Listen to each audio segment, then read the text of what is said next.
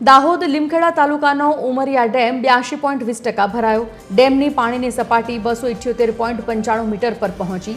Dam સંપૂર્ણ ભરાવામાં માત્ર 1.5 metre પાણી બાકી છે। ભારે વરસાદની આગાહીને પગલે ડેમ હાઈ એલર્ટ પર છે। લીમખેડાની હડફ નદી બે કાંઠે વહેતી થઈ તો હડફ નદીના કાંઠા વિસ્તારના 10 ગામોને એલર્ટ કરાયા। પટવાણ, ટીંબા, આંબા, ચેડિયા અને અગારા ગામોને સાવચેત રહેવા માટે પણ સૂચના આપવામાં આવી છે તો કુણઘા, ખાખરિયા, અંધારી અને પાડોળા ગામોને એલર્ટ કરાયા છે। નદી કાંઠે અવરજવર ન કરવા વહીવટીતંત્ર દ્વારા સૂચના આપવામાં આવી છે।